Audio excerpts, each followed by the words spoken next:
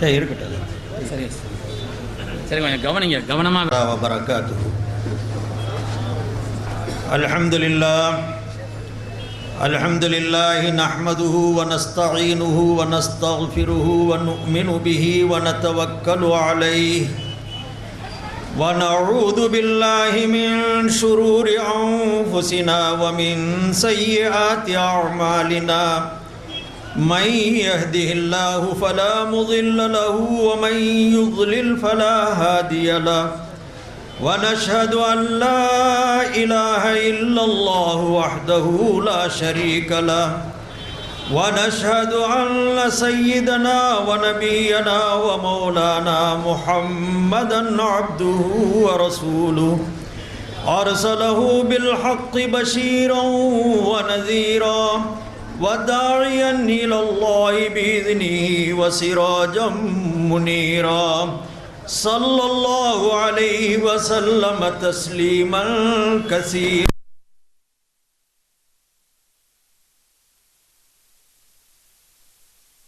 الشيطان الرجيم. بسم الله الرحمن الرحيم. فما لكم في المنافقين فئتين والله أركسهم بما كسبوا أتريدون أن تهدوا من أضل الله ومن يضلل الله فلن تجد له سبيلا.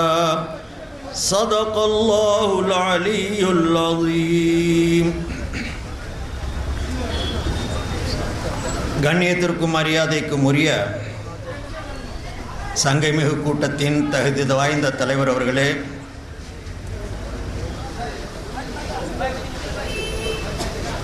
பேரன்பர்க்கும் பெருமதிப்பிற்கும் உரிய உலமா பெருமக்களே,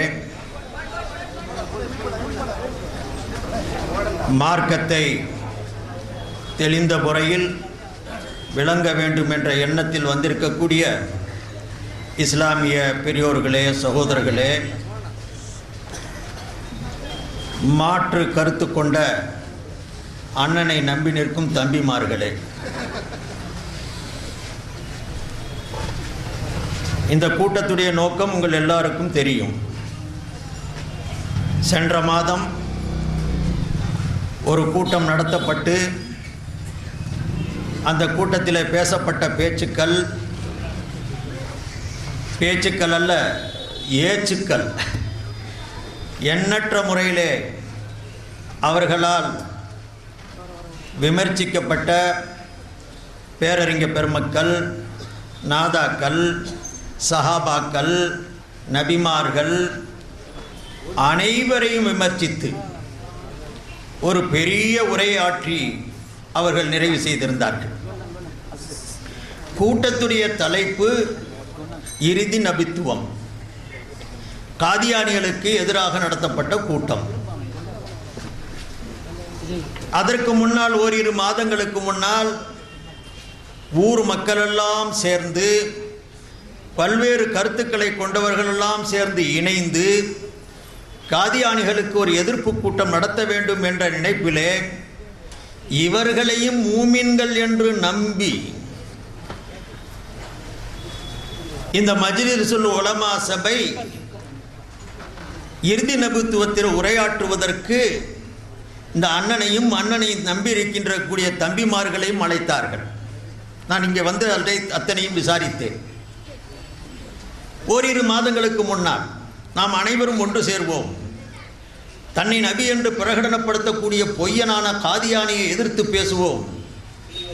இந்த இனிய மார்க்கம் எம்பிரான் ஸல்லல்லாஹு அலைஹி வஸல்லம் அவர்களை கொண்டு இறுதி வருகிறது. இன்னொரு நபி இங்கே வரமாட்டான், சொல்லுகின்றவன் புத்தி சுவாதீனமற்றவன் என்பதை மக்களுக்கு எடுத்துச் சொல்லுவோம், வாருங்கள் என்று அழைத்த பொழுது இவர்களெல்லாம் சொன்னார்களாம், உங்களோடு இணைந்து நாங்கள் வருவதற்கு ஆயத்தமில்லை, அவர்களை எதிர்த்து பேச வேண்டிய தேவையில்லை. அருமை சகோதரர்கள், அறிஞர் பெருமக்கள் கூட சொன்னார்கள், செத்த பாம்பை அடிக்க வந்திருக்கக்கூடிய என்ன மாவுசாவா மஜ்லிஸுல் உலமா சபையை அவர்கள் விமர்சித்து வால் போஸ்டரும் நோட்டீஸும் அடித்து மக்களுக்கு மத்தியிலே பிரகடனப்படுத்தினார்களாம்.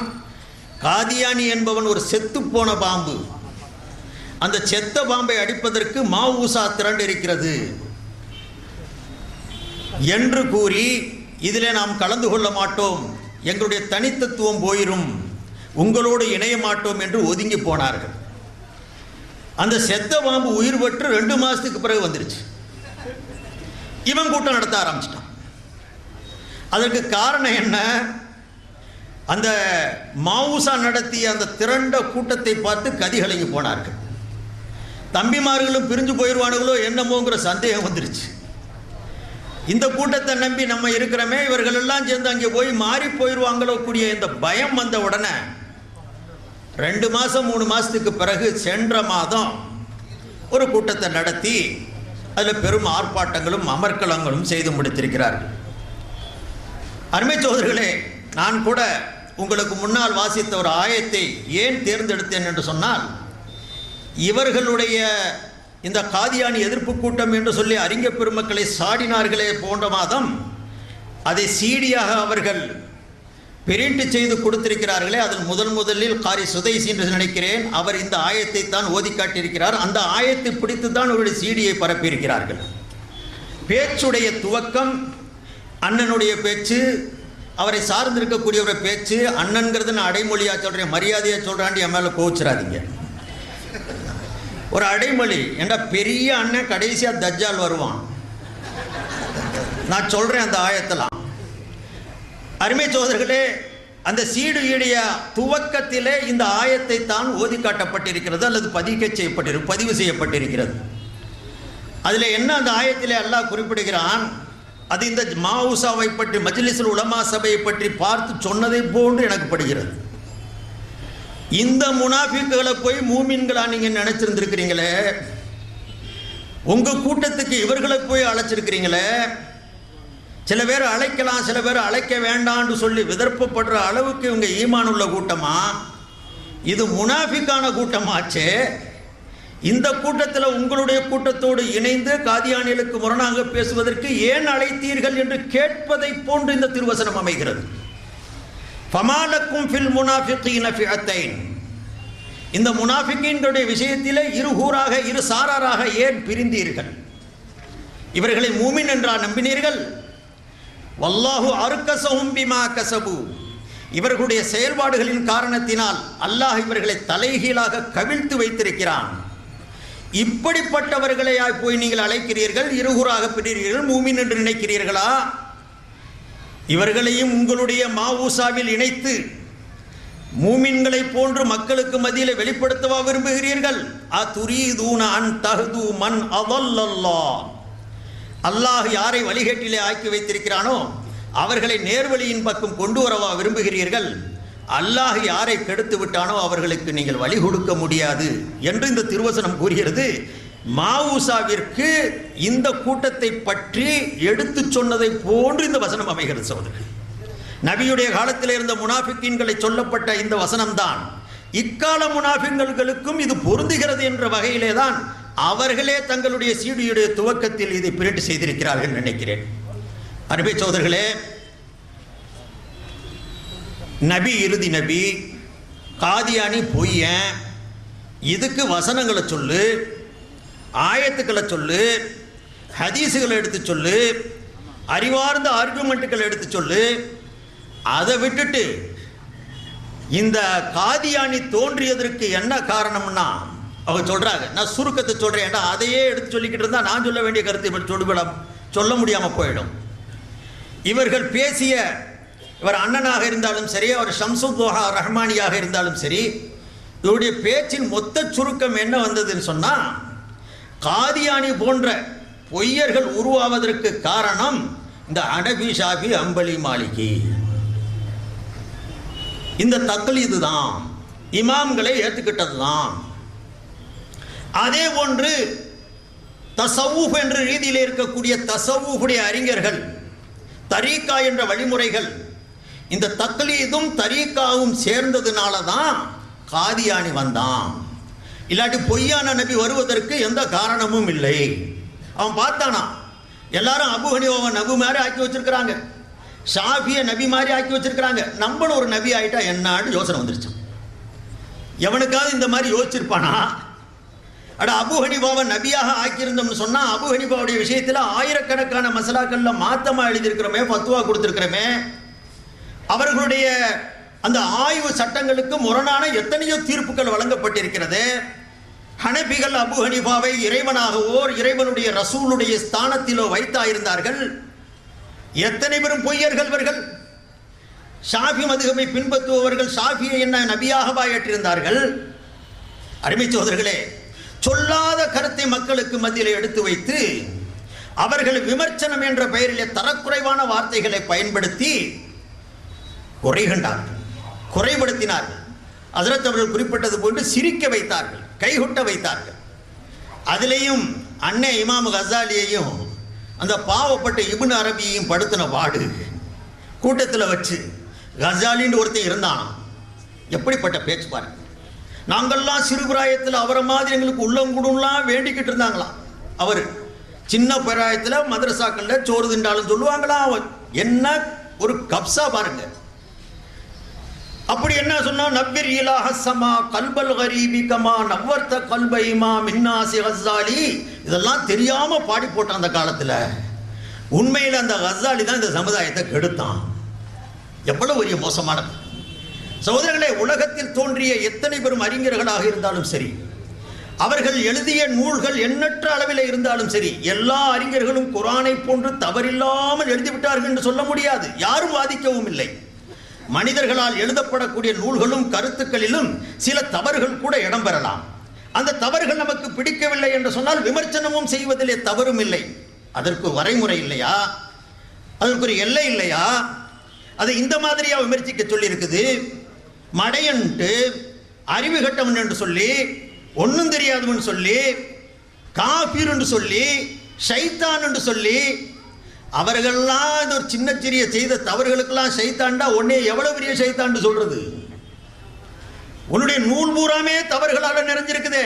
நான் இன்ஷா அல்லாஹ் அது ஒரு சில உதாரணங்களை உங்களுக்கு முன்னால காட்டுறேன். காஜா ஹஜ்ரத் உங்களுக்கு எடுத்து காட்டினாங்க குர்ஆன்லேயே எப்படி கை வச்சிருக்கிறாங்கன்னு சொல்லி.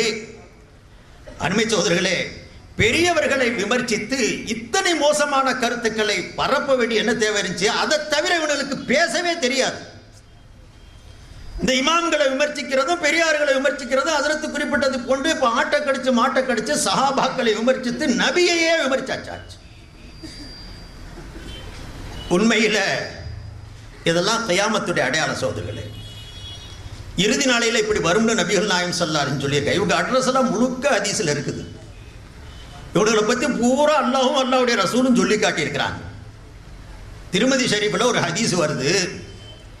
நபி ஸல்லல்லாஹு அலைஹி வஸல்லம் சொன்னாங்க, என் சமுதாயத்தில் ஒரு 15 விதமான குணங்கள் வந்துருச்சுன்னா, மோசமான சூழ்நிலையில் பாரு, புயல் காற்று அடிக்கும், நிலநடுக்க ஏற்படும், உருமாற்றங்கள் ஏற்படும், கடல் கொந்தளிப்பு ஏற்படும், கியாமத்து ஏற்படுவதற்குண்டான முன்னறிவிப்புகள் இவை.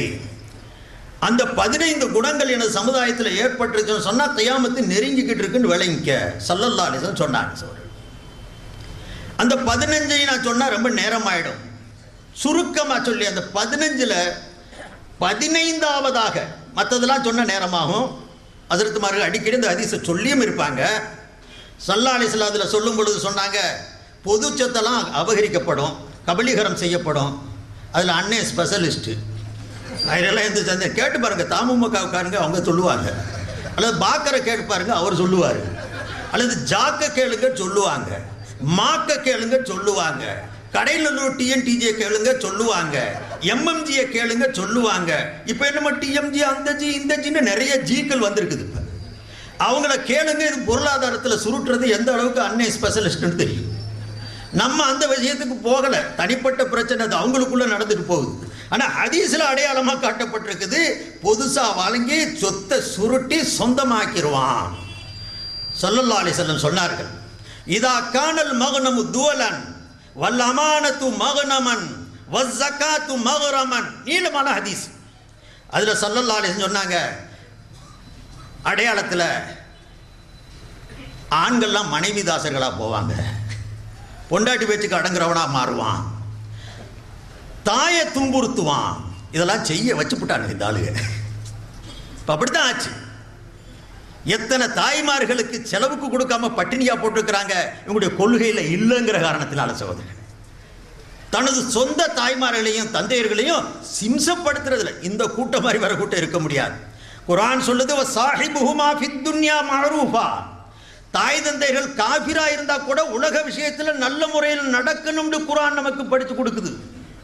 தர்காவுக்கு போயிருச்சான், அவுலியாக்களை நம்பிருச்சான், அதுக்காண்டி செலவுக்கு காசு இல்லை, பட்டினி கடை, கஷ்டப்படுத்து. இது நபிகள் நாயகம் ஸல்லல்லாஹு அலைஹி வஸல்லம் முகவரியை காட்டினாங்க, யாருன்ட்டு சொல்லி காட்டியிருக்கிறாங்க.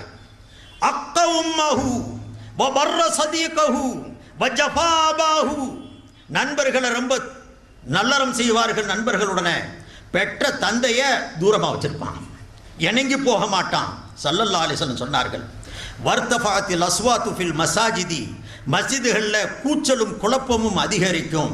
கியாமத்துடைய அடையாளங்களில் ஸல்லல்லாஹு அலைஹி வஸல்லம் எண்ணி சொல்லி ஒரு நீண்ட பட்டியலை கொடுக்குறாங்க. சோதரர்களே, 15வது ஒரு வார்த்தை சொல்லியிருக்கிறாங்க, வலஅன ஆகிரு ஹாதிஹில் உம்மத்தி அவ்வலஹா. இந்த 14 அடையாளமும் இருக்குது, 14 அடையாளமும் வந்திருக்குது. 15வது அடையாளம் இந்த கூட்டத்தை முழுக்க தோல் உரிச்சு காட்டுறது மாதிரி அடையாளம். என்ன அர்த்தம்? ஹஜ்ரத்துமார் இருக்கிறாங்க, கேட்டு பாருங்க. இந்த சமுதாயத்தில் பின்னால் வருபவர்கள் முன்னால் வந்தவர்களை ஏசுவார்கள், பேசுவார்கள், விமர்சிப்பார்கள். 15வது அடையாளம் பட்ட பகல்ல பட்டவர்த்தனமா சொல்லதை போன்று ஸல்லல்லாஹு அலைஹி வஸல்லம் சொன்னாங்க, வலஅன ஆகிரு ஹாதிஹில் உம்மத்தி அவ்வலஹா. இந்த உம்மத்திலேயே கடைசியில் வர்றவன், வரக்கூடியவர்கள் முன்னால் சென்றவர்களை. யார் முன்னால் போனவங்க? யாருங்க முன்னால் போன? கசாலி போயிட்டாரு, இப்னு அரபி போனாரு, சஹாபாக்கள் போனாங்க, இமாம்கள் போனாங்க, தக்லீது செய்த எண்ணற்ற கோடான கோடி அறிஞ பெருமக்கள் சொன்னாங்க. போனவங்க அத்தனை பேரையும் விமர்சனம், ஏச்சு, நையாண்டி, பேச்சு. அருமை சகோதரர்களே, இப்போ ஸல்லல்லாஹு அலைஹி வஸல்லம் எவ்வளவு தெள்ள தெளிவாக ஒரு அடையாளத்தை சொல்லியிருக்கிறாங்கன்னா, அப்போவாது விளங்க வேண்டாமா இந்த கூட்டத்தை? எப்படி விமர்சனம் பண்ணுறாங்க? கசாலிக்கு இப்படி அவர் சொல்லணும் வார்த்தையை, அடைமொழிய. ஆட்களை தரம் போடக்கூடிய நூல்களும் உண்டு. அல்ஹம்துலில்லாஹ், இந்த சமுதாயத்திற்கு சேவை செய்த அறிஞ பெருமக்கள், ஹதீசுகளா வல்லுநர்கள், வரலாற்று ஆசிரியர்கள் ஒவ்வொருவர்களையும் பகல்ல தெள்ள தெளிவாக பார்ப்பதை போன்று வாழ்க்கை வரலாற்றை வகுத்து தொகுத்து கொடுத்திருக்கிறாங்க. அதுலேயும் குறிப்பா அல்லாமா ஷம்சுத்தீன் ஸஹபி ஒரு பிரபலமான அறிஞர். இவர்கள் அடிக்கடி அவருடைய பெயர்களையும் குறிப்பிடுவார்கள். அறிவிப்பாளர்களுடைய தொடரை எடுத்து காட்டும் பொழுது அவருடைய பிரபலமான நூட்கள், அனைத்து சமுதாயத்தினாலும் அங்கீகரிக்கப்பட்ட அவருடைய கருத்துக்கள். அவர்களுடைய ஒரு பிரபலமான நூல் சியரு ஆலாமின் நுபலா, பெரியவர்களுடைய வாழ்க்கை வரலாறு, முன்னோர்களுடைய வாழ்க்கை என்ற ஒரு நூலை பல பாகங்களிலே அவர் தொகுத்து, அதிலே ஒரு பாகத்தில் இமாம் கசாலி அவர்களை பற்றி அவர் என்ன சொல்லியிருக்கிறார் என்பதை நான் குறிப்பிட்டு காட்ட விரும்புகிறேன். நீண்ட நெடிய அவருடைய விமர்சனத்தை கொடுக்கிறார்கள். அவருடைய வாழ்க்கை வரலாறு, அவர்கள் எழுதிய நூல்கள், அவர்கள் சொன்ன கருத்துக்கள், எண்ணற்ற பல விஷயங்களை விமர்சித்ததற்கு பிறகு அவர்கள் துவக்கமாகவும் இறுதியாகவும் சொன்ன அந்த வார்த்தையை மட்டும் உங்களுக்கு நான் சொல்ல விரும்புகிறேன். என்ன சொன்னார்கள்? கசாலி யாரு? சியரு ஆலாமின் நுபலாவில் 19வது பாகத்தில் 322வது பக்கத்தில் எழுதுகிறார். சியரு ஆலாமின் நுபலாவுடைய 19வது பாகம், அதில் 322வது பக்கத்தில் ஷம்சுத்தீன் ஸஹபி பிரபலமான ஹதீசுகளா வல்லுனர், மக்களை எடை போடக்கூடியவர், மார்க்கம் சொல்லுபவரை அவர் எடுத்து எழுதக்கூடியவர். அவர் இமாம் கசாலியை பற்றி எழுதும் பொழுது, அல் கசாலி அஷ்-ஷைக் அல் இமாம் அல் பஹர், அல்லாஹு அக்பர், அஷ்-ஷைக் பெரியார், அல் இமாம் தலைவர், அல் பஹர் கடல். அவர் சொல்லக்கூடிய வார்த்தைங்க, இவர் சொல்றார் ஒன்றும் தெரியாதவன், கசாலிக்கு ஒன்றும் தெரியாது, இவருக்கு தான் எல்லாம் தெரிஞ்சிருக்குது. அஷ்-ஷைக் அல் இமாம் அல் பஹர் ஹுஜ்ஜத்துல் இஸ்லாம், இஸ்லாத்தின் அத்தாட்சி கொடுக்கிற அடைமொழியை பாருங்க. உஜூபத்து ஜமான், உலகத்திலேயே வினோதமான அறிஞர், ஆச்சரியம் கொள்ளத்தக்க அளவிற்கு அறிவு படைத்தவர். உஜூபத்து ஜமான் சொல்லிட்டு அதுக்கு பிறகு ஒரு பேரை சொல்றார். ஜைனுத்தீன் அபு ஹாமித் முஹம்மது இப்னு அஹ்மது தூசி அஷ்-ஷாஃபிஈ அல்-கஸாலி, அதுக்கு பிறகு ஒரு பேரை சொல்றார். இத்தனை அடைமொழிகள் சிறப்புக்கு அவருடைய சிறப்பு சேர்க்கும் விதமாக எடை போட்டு காட்டக்கூடிய பேரறிஞ பெருமக்களால் வர்ணிக்கப்பட்டவர், புகழப்பட்டவர். சாதாரண அடைமொழியா ஷேக் என்று சொல்வதும், இமாம் என்று சொல்வதும், பஹர் என்று சொல்வதும், ஹுஜ்ஜத்துல் இஸ்லாம் என்று இஸ்லாத்தின் அத்தாட்சி என்றவர்களுக்கு அடைமொழி தருவதும், அருமை சகோதரர்களே, அதோடு அல்ல, சாஹிபு தசானீஃபி, எண்ணற்ற நூல்களுக்கு சொந்தக்காரர், 200க்கும் அதிகமான இஸ்லாமிய நூல்களை தொகுத்து கொடுத்தவர்,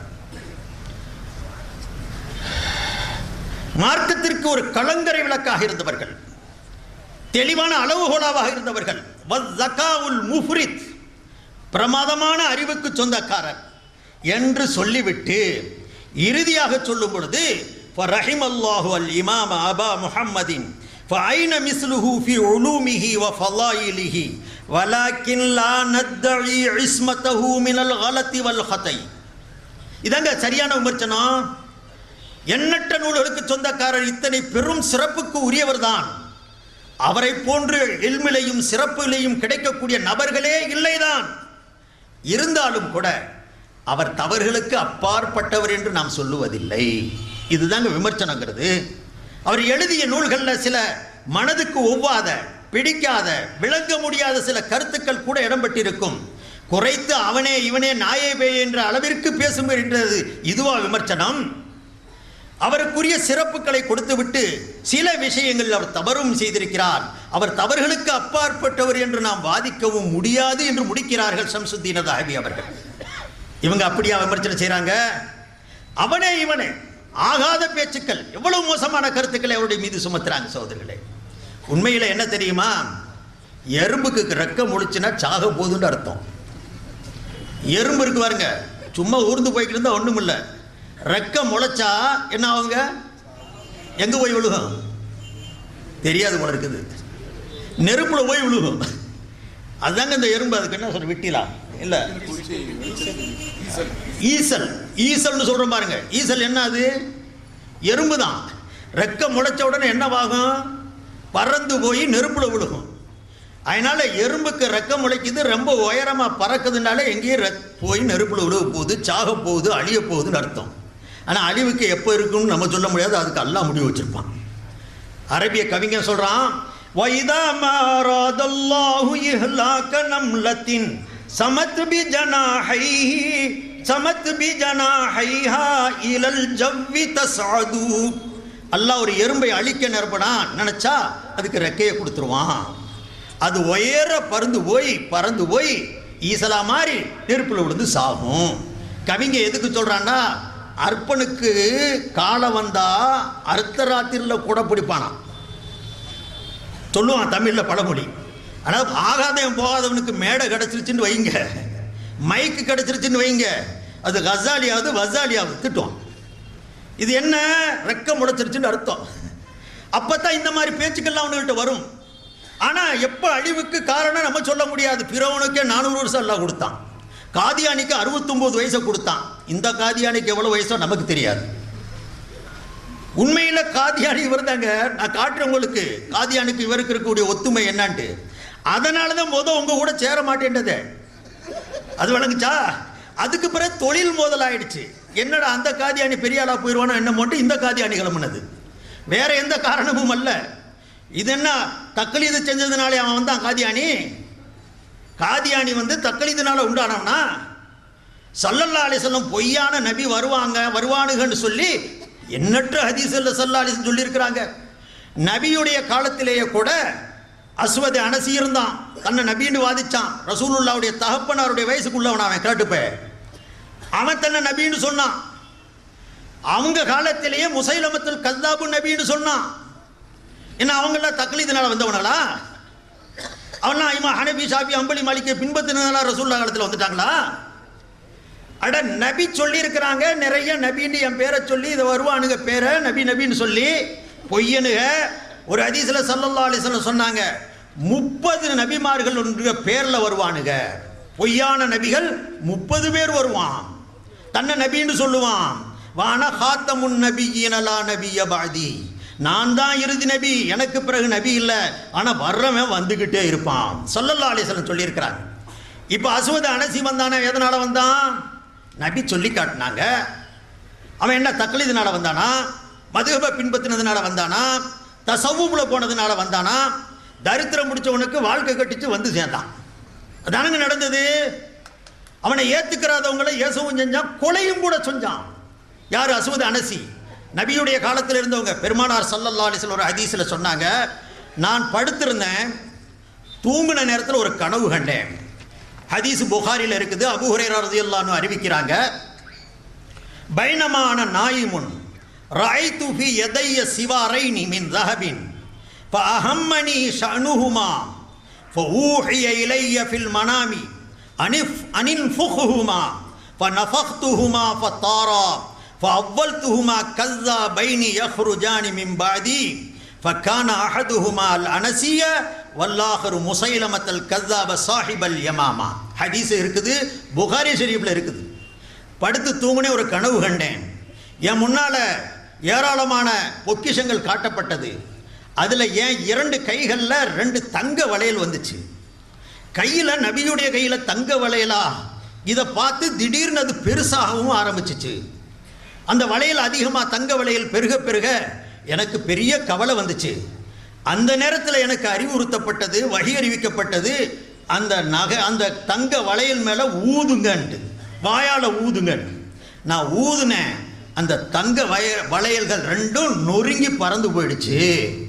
இதை சொல்லிட்டு ஸல்லல்லாஹு அலைஹி வஸல்லம் சொன்னாங்க, நான் கனவுல பார்த்த தங்க 2 வளையல் இருக்குதே, ஒன்று அஸ்வத் அனசி என்று பொய்யான நபி என்று வாதிக்கக்கூடியவன், இன்னொருத்து முசைலமத்தில் கஸ்ஸாப் என்று சொன்ன பொய்யன். இந்த 2 பேரும் நபியுடைய காலத்திலே தன்னை நபி என்று பிரகடனப்படுத்தியது ஸல்லல்லாஹு அலைஹி வஸல்லம் இப்படி உணர்த்தினாங்க. அல்லாஹ் காட்டி கொடுத்தான். இதில் அஸ்வத் அனசிங்க கூடியவன் அவனை ஏற்றுக்கிறாத ஆளுகளை எல்லாம் தொல்லை கொடுத்தான். எது வரைக்குன்னு சொன்னால், இந்த அஸ்வத் அனசிங்க கூடியவன் யமனுடைய தேசத்தில் சன்னாவுடைய அந்த தலைநகரத்தில் இருந்தான். வரலாற்றில் எழுதுறாங்க, அந்த பகுதியில் இன்னொன்னையும் நல்லா விளங்கிக்கங்க, எவன்லாம் நல்லா பேசுகிறான், வாயடிக்கிறான் பாருங்க, அவன் தான் அபாயகரமான ஆளு. ஸல்லல்லாஹு அலைஹி வஸல்லம் ஹதீஸில் சொன்னாங்க, இன்ன அஹ்வஃப மா அஹாஃபு அல் முனாஃபிகு அலீமுல் லிசானி அவ் கமா கால ஸல்லல்லாஹு அலைஹி வஸல்லம். எனது சமுதாயத்துக்கு நான் பயப்படுற மாதிரி ஆள் யாருன்னு சொன்னால், நல்ல பேச தெரிஞ்ச முனாஃபிக்கு வந்துட்டா தான் பயமாக இருக்குதுன்னு பாருங்க. மேடை ஏறி பேச தெரிஞ்சவொன்னே என்ன மாதிரியெல்லாம் பேச்சு, நபியையும் சஹாபாக்களையும் எல்லாம் பற்றி விமர்சிக்கிற மாதிரி பேச்சுன்னா, இந்த முனாஃபிக்குகளை பற்றி நபியே பயந்துருக்கிறான். என் சமுதாயத்துக்கு பயப்படப்படும்படியான இந்த பொருள் இது. இப்போ இவங்க முசைலமத்தல் கஸ்ஸாபும் அதே மாதிரி மிகப்பெரிய பேச்சாளி, மிகப்பெரிய எழுத்தன், நல்ல மிகவும் நாவன்மை மிக்கவனாக இருந்திருக்கிறான். அதனால ஒரு சமுதாயமே அவன் கூட கூச்சு. அருமை சகோதரர்களே, அந்த நாளில் ஒரு சம்பவம் கூட எழுதுறாங்க. அபுல் முஸ்லிம் அல் ஹவுலானின்னு சொல்லி ஒரு பெரியவர் இருந்தார். ஸல்லல்லாஹு அலைஹி வஸல்லத்துடைய காலத்தில் நடக்கிற நிகழ்ச்சி இது. நபி ஸல்லல்லாஹு அலைஹி வஸல்லுடைய காலத்திலே அபு முஸ்லிம் இருந்தார். ஆனால் யமன் தேசத்தில் இருந்தார். இங்கே வர்றதுக்கு உண்டான வாய்ப்பு இல்லை, மதீனாவுக்கு வர்றதுக்கு, மக்காவுக்கு வர்றதுக்கு. அதனால் நபியை பார்க்குற வாய்ப்பு கிடைக்கல அவருக்கு. அங்கே இருந்த நிலையிலேயே நபிகள் நாயகம் ஸல்லல்லாஹு அலைஹி வஸல்லத்து மேலே ஈமான் கொண்டார். ஈமான் கொண்டு அந்த நாட்டில் இருக்கும்போது அந்த அஸ்வத் அனசி பொய்யான நபி சொன்னான், ஏன் மேலே ஈமான் கொள்ளணும், முகம்மது மேலே ஈமான் கொள்ளக்கூடாது, நீ இஸ்லாத்தை விட்டு மாறிவான்னு சொன்ன உடனே அவர் ஒரு காலம் கொடா பேப்பையில் உன்னை போன்ற ஏடா நான் ஏற்கிறேன்னு சொல்லிட்டார் அபு முஸ்லிம் ஹவுலானி. உடனே என்ன ஆச்சு, அவன் நெருப்பை வளர்த்து அந்த நெருப்பில் அபு முஸ்லிம் ஹவுலானியை தூக்கி போட்டான். சரித்திரம் இன்னைக்கு பொன்னெழுத்துக்களால் பொறிக்கப்பட்டிருக்கிறது. சரித்திரத்தில் அந்த நெருப்பில் போடப்பட்ட அந்த அபு முஸ்லிம் ஹவுலானியை இப்ராஹிம் அலைஹிஸ்ஸலாத்தை காப்பாற்றினது போல அல்லாஹ் காப்பாற்றினான். நெருப்பு அவருடைய சட்டையை கூட தீண்டலை. அவங்க பாதுகாக்கப்பட்டு வெளியே வந்த உடனே பயந்துட்டான்.